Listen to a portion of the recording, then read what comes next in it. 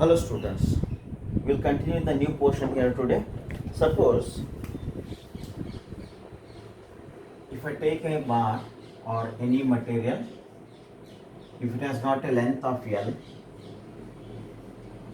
if it has a cross-sectional area of A, if it has Young's modulus of E, any material, so here it has got its original length. Now what I will do, I will increase the temperature of the rod.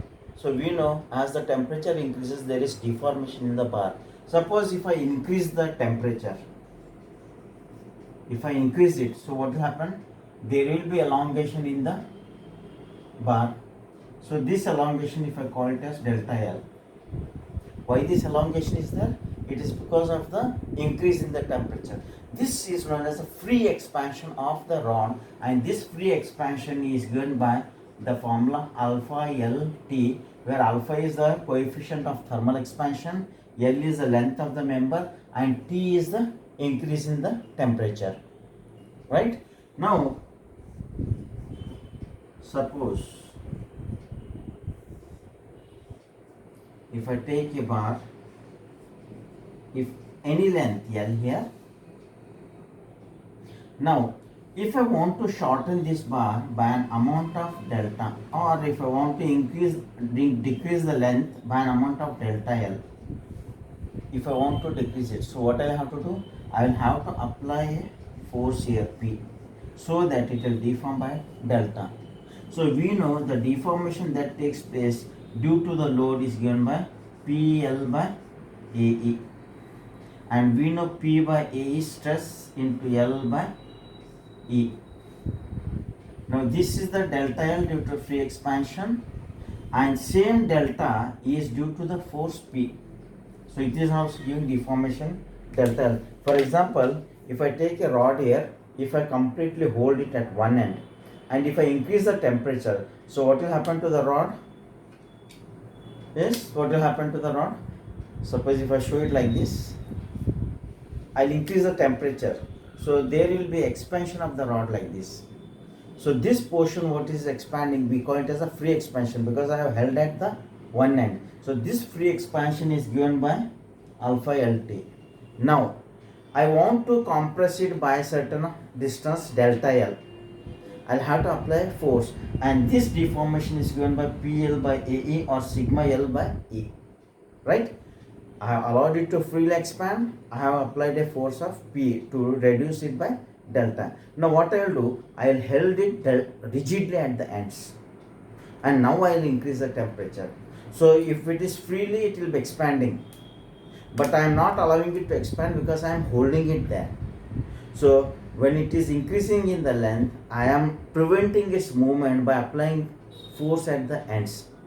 So whatever stresses that are developed will be known as the temperature stresses. I am not applying any external load. Since the temperature is increasing, it is expanding, which I am preventing. So such a stress which is taking place due to the rise in the temperature, we call them as a temperature stresses. Temperature stresses. So today we will see temperature stresses. So what are temperature stresses? The stresses that are induced in the material due to increase in the temperature. Now we have seen this is the deformation due to free expansion. This is a deformation which gives a formula PL by A. This is free expansion, this is load. Now both the delta are same here. So here we can write free expansion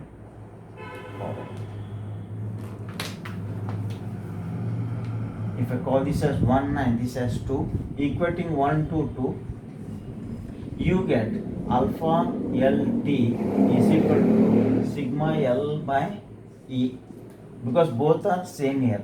So LL gets cancelled here. So we are left with sigma. So sigma will be given by alpha TE. This stress what we call it as? We call it as a temperature stress. So what is the formula for temperature stress? Sigma T is equal to alpha T by into E. Alpha LT is free expansion. Temperature stresses is given by alpha TE. So here what I am doing, I am firmly holding the ends. Sometimes what will happen, due to expansion, there will be yielding of support. Some slip will be there in the support. If the yielding of the support take place, then we say sigma is equal to alpha LT minus delta divided by L into E. So this delta is yielding of support. Yielding of support.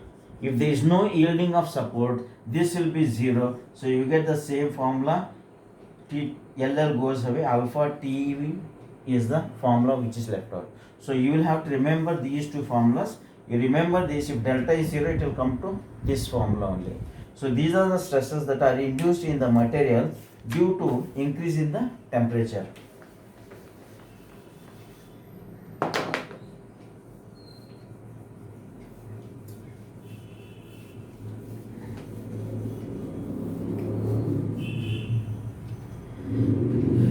So they will be mentioning whether there is yielding of support or not, and if it is yielding, by how much it is yielding, it will be given. So we will take up a simple problem. There is a wire, it is fixed at both ends.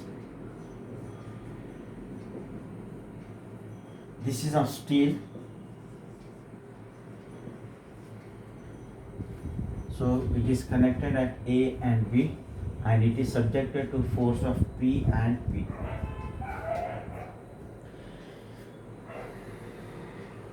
So here he gives the initial stress. Initial stress in the wire is 30 Newton per mm square.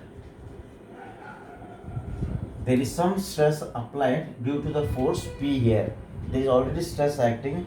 Now what we will do is that at 20 degrees centigrade. So when these forces are applied, the temperature is 20 degrees centigrade and the stress induced is 30 Newton per mm square. So he asks, what is the stress when temperature drops to 0? So at 20 it has got certain initial stress. If I reduce the temperature to 0, so what will be the stresses induced? So what will happen, from 20 degree we are going to 0 degree.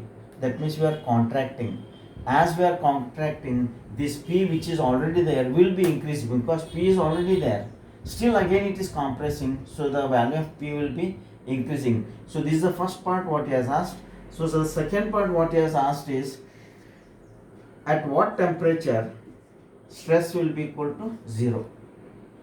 So at what temperature stress will be 0? So you will be knowing the stresses 30. So if I want to make that stress 0, you will have to find out the temperature. Right? Now here the temperature what is given is 20 degrees centigrade. At 20 degrees centigrade there is some stress acting. So what I'll have to do? I'll have to increase the temperature so that it will be elongating and it will be releasing the stress, and so that you get the stress as 0. So let us see one by one. He has given the modulus of elasticity of steel as 210 kilonewton per mm square, and you need here the coefficient of thermal expansion. It is 12 into 10 to the power of minus 6 per degree centigrade. 12 into 10 to the power of minus 6 per degree centigrade. So first we will go with the stresses. So we know temperature stresses sigma is given by alpha T into E. Alpha T into E. So here he has given alpha is 12 into 10 to the power of minus 6 into T. The increase in the temperature is from 20 to 0.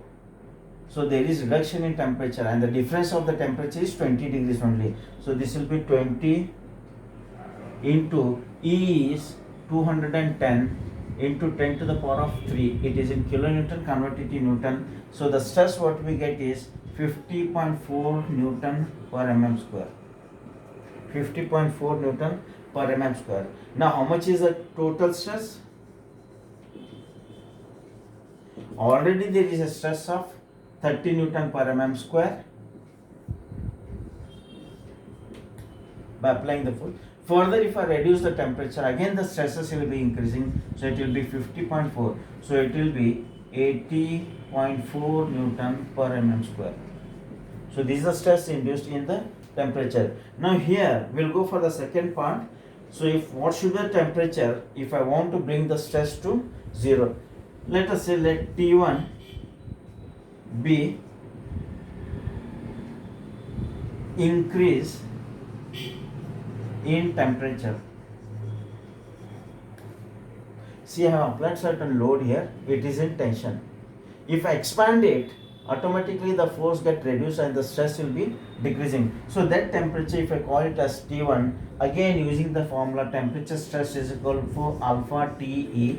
So here the stress is 30 into 12 into 10 to the power of minus 6 into you are required to find out the temperature T1 and E is the Young's modulus 210 into 10 to the power of 3. This should become 0 now. When it will become 0? When the temperature will be 11.9 degrees centigrade. 11.9 degrees centigrade. So what should be the decrease in the temperature? Already we are decreasing it by 20 degrees centigrade. Then further we will add to that so that the total temperature what you need to release the stress is 20 plus 11.9 degrees centigrade. So final temperature will be equal to 20 plus 11.9.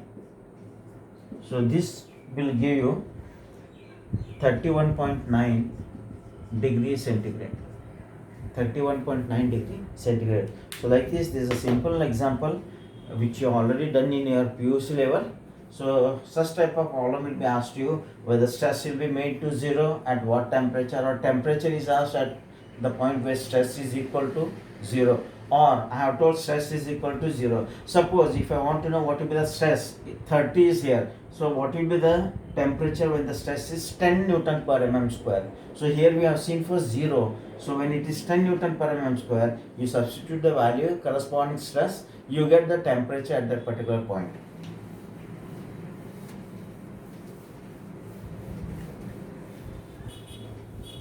This is a problem with only one type of material. In practice, you come across compound sections or composite bars.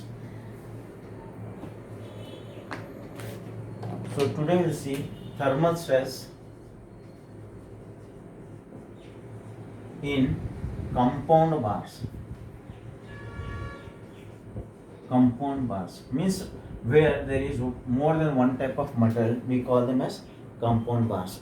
Now here, whenever we are using compound bars, coefficient of thermal expansion will be different. If I take any two materials, suppose if I am taking this, we have seen yesterday this nut bolt. So nut is of steel and this is of copper or bronze or any other material, two material. So they will be having different thermal coefficient of expansion. Alpha 1, alpha 2 is the thermal expansion. If E1 and E2 are the Young's modulus, then we can find out what is the deformation that is taking place in the material. Suppose if I assume alpha 1 is greater than alpha 2. See, whose thermal coefficient is more, that will be increasing in the length fast or decreasing in the length fast. So here alpha 1 is greater than alpha 2 means alpha 1 will be moving faster than alpha 2, expanding faster than alpha 2. And if the temperature increases from T1 to T2, so whenever the temperature increases, there is increase in the length of the bar. So if I am taking the temperature is increasing, that means alpha 1 will be moving faster than alpha 2. So this is the principle, we will try to use it here.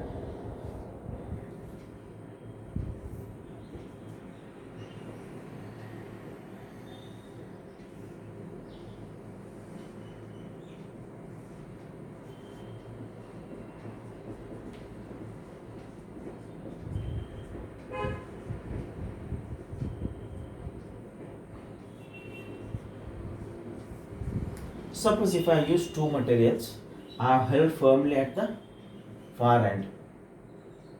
Now I'll increase the temperature. We have seen alpha 1 is greater than alpha 2. So what will happen here? This alpha 1 will expand like this. I am magnifying this expansion. So this is the free expansion, and we know the free expansion is given by alpha L T. We have seen just now. So this will be alpha 1 L1 T1, but lengths are same for both the material. So this is a free expansion of the first bar because alpha 1 is more. Now we'll come to the second bar. This will also expand. So this is a free expansion of the second material, alpha 2 L2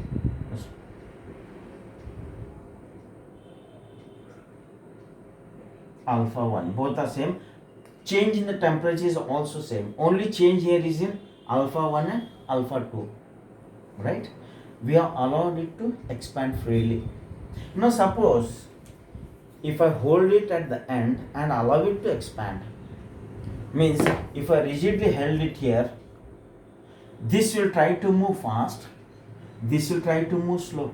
If I perfectly join this here, weld it or hold it perfectly, then what will happen? This will not go to this much length, free expansion, and this will not remain here. Now what will happen? This is more, this is less. So in between you get a length. In between you get a length where this will be a final length. So this is the initial length of 1. This is initial length of 2. Free. If I pack them or weld them together, combine them together, then both will try to expand simultaneously. Since this is going fast, it will go further. Since this is slow, it will be pulled. Now you are seeing that this portion is getting pulled here. Means there is reduction by an amount of delta L1. There is reduction in the portion by delta L1. This if I call it as P1. It is being pulled back. Now see to this portion. Since the final position is this, so this portion will be slightly extending as delta 2. Delta L2. Now at this point, both are having the same elongation. Now here, this delta 1 L1 what we have got is due to the force P1, and we know that is given by PL by AE. P1 L by A1 E1. So this I can write P1 by A1 is stress. So sigma 1 L by E1. Likewise, this delta L2, it is due to the tensile load P2. This is subjected to compression, this is subjected to tension. You get again sigma 2 L by E2. Now one thing you are seeing here, final position of 1 is equal to final position of 2. So final extension of 1 is equal to final extension of 2. So how much is the extension of 1? Alpha LT minus delta 1. So alpha LT minus delta 1 and delta 1, okay, I'll write delta L1. So alpha 1 T. Now this must be equal to the final position of 2. What is the final position of 2? This means alpha 2 LT plus delta 2. So this is minus, this is plus. So alpha 2 LT plus delta L2. Or I can write it as alpha 1 LT. L and T are same for both the materials, so I am not writing any notation there. Alpha LT minus sigma 1 L by E1 must be equal to alpha 2 LT plus delta L2. So delta L2 will be sigma 2 L by E2. So this is the form what you get when a compound bar is subjected to increase in the temperature. Now understand, if sigma 1 is greater than sigma 2 means sigma 1 will be expanding more than sigma 2. In such case, the one which is having more will be subjected to compression, because you don't allow that much to go, you hold it back. And the one which has got less thermal coefficient of expansion, it is pulled because this is moving fast. So this is the in between portion. So if the stress sigma 1 is more than sigma 2, then sigma 1 is subjected to compression and sigma 2 is subjected to tension. Now we get another condition here. Whatever is the tension in C2 must be equal to compression in 1. That means P1 must be equal to P2 anyway. So this is in compression, this is in tension. So this is the second condition, and we know this is given by sigma 1 A1 is equal to sigma 2 A2.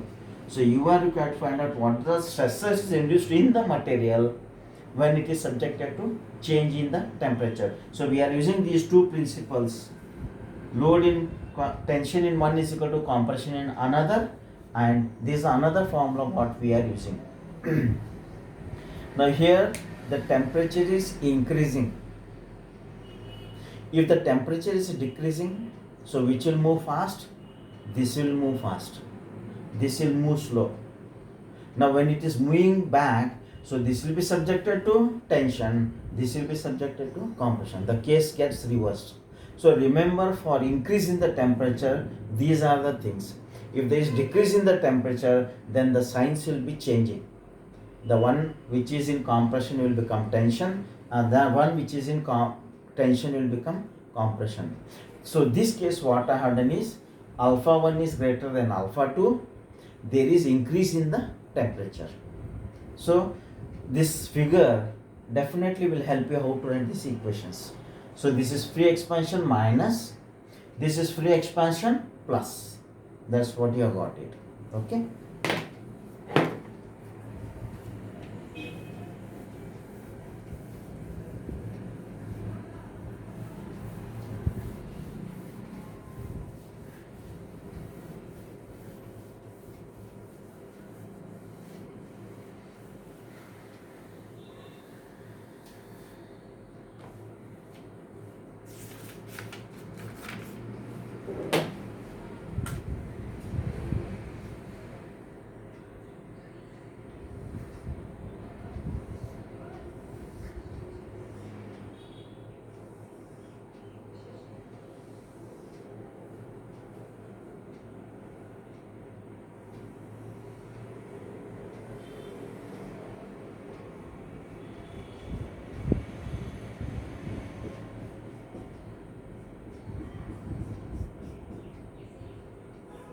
Suppose if I take a problem, so the problem is like this now.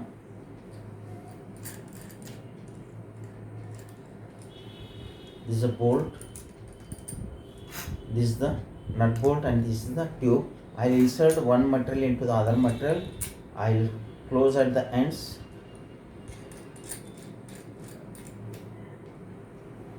And I firmly fix the ends. Now I'll increase the temperature or decrease the temperature, what I will do. If I increase the temperature, so here if this alpha is more than this alpha, this will be trying to move fast, this will be trying to move slow. The one which is moving fast will be in compression, the one which is slow will be in tension. So now you got the principle how to use the form. Whatever is the tension in one will be compression in the other. So these two principles we are using. I am drawing the sketch of this nut bolt. So it's a hollow one.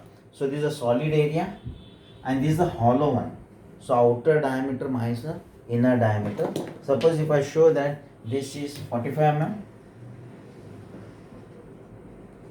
this internal diameter of the tube, outer one is the tube. Suppose if I take it as 35 mm, and diameter of the solid bar, if I take it as 30 mm, So you find there is a gap in between, as we have seen in my case also. Now here the problem says a steel bar. So this is of steel. Steel bar is enclosed in a copper tube. So tube is made up of copper of external diameter 45 mm and internal diameter of 35 mm, and the length is 500 mm.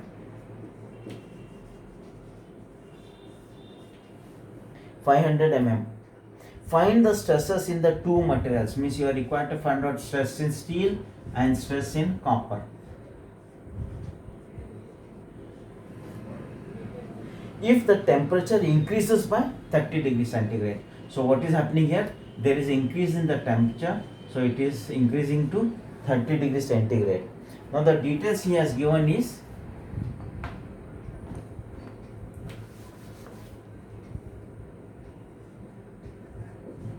ES, Young's modulus of steel, is 200 kilonewton per mm square. Alpha S, coefficient of thermal expansion of steel, is 12 into 10 to the power of minus 6 per degree centigrade. There's a unit per degree centigrade. Likewise, Young's modulus of copper, he has given us 100 Newton per mm, kilonewton per mm square, and the thermal coefficient of copper is given to us 16 into 10 to the power of minus 6 per degree centigrade. Per degree centigrade. Right? Now here we are using two conditions. One is tension in 1 is equal to tension in 2, and the final expansion of 1 is equal to the final expansion of the 2. These are the two conditions we are used. So here let us find out the cross sectional area. Area of steel. Steel is a solid one. So this will be pi by 4 into 30 square. So this area of steel will be equal to 706.86 mm square.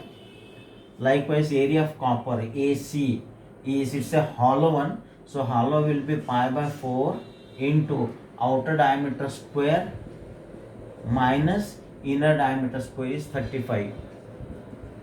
Say write like this, square minus square. Don't write 45 minus 35 square. So this will be equal to 628.32 mm square. 638 mm square. Now these two will help you to decide the things. Now what is happening here? Alpha C is greater than alpha S, means coefficient of thermal expansion of copper is more than thermal coefficient of steel. So what will happen here?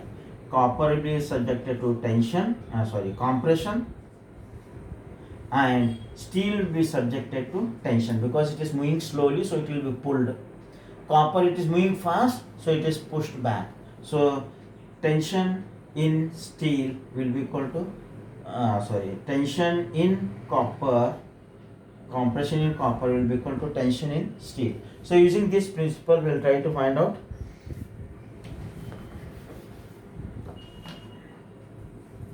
So first principle we will use is so let me write here, sigma C is greater than sigma S, means copper is in compression and steel is in tension. So compression in copper must be equal to tension in steel. So first principle we will use, compression in copper is equal to tension in steel. So PC is equal to PS, and we know this is given by sigma C AC is equal to sigma S into AS. So here if I simplify the things, you get sigma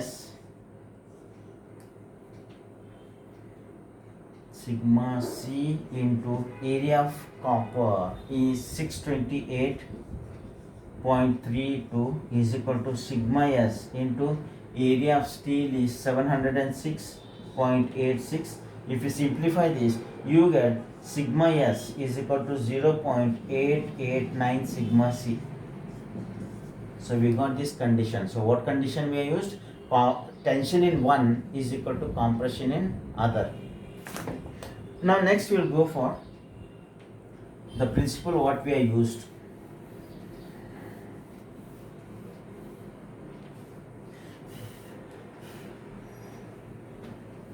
So what will happen here is actual expansion of steel is equal to actual expansion of copper. I have shown you just now. If this is moving fast and this is moving slow, so this is moving like this is moving like this is moving like this. So in between you will get a final value. So this final value what we are getting is actual value of steel. Steel is in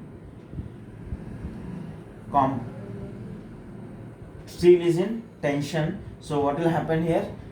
Alpha S L T plus sigma S L by E plus sigma S L by E is equal to alpha C L T minus sigma C L by E C E S.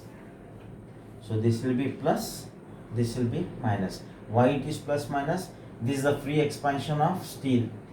It is being pulled, means it is plus. And copper, it is moving fast, means it is pushed back, so it is minus. Substitute the values, you get 12 into 10 to the power of sigma alpha S 10 to the power of minus 6 E into length get cancelled here, right side and left side. So we are left with T, increase in the temperature is 30 degrees centigrade, plus alpha S we have written just now a relation. Alpha S is equal to 0.889 sigma C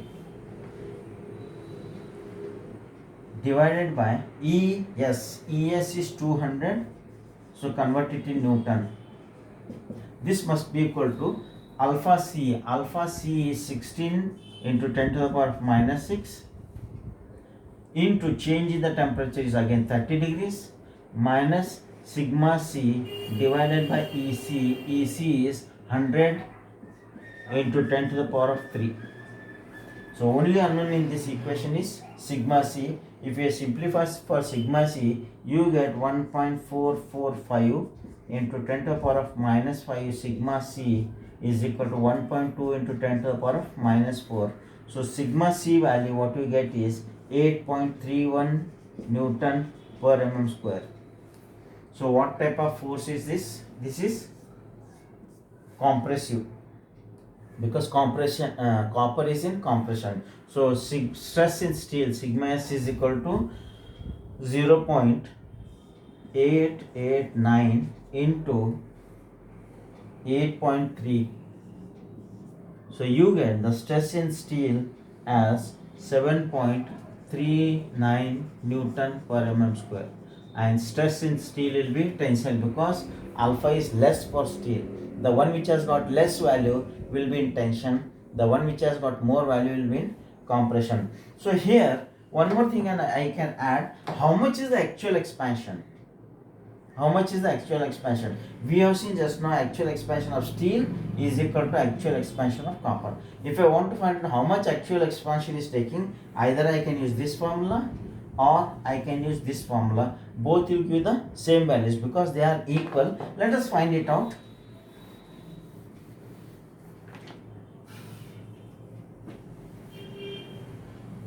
Actual expansion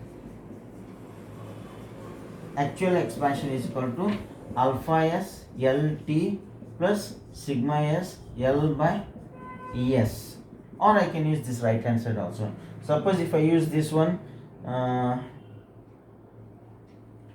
so alpha S is 12 into 10 to the power of minus 6 into length of the member is 500 into change in temperature is 30 degrees plus sigma S is 7.39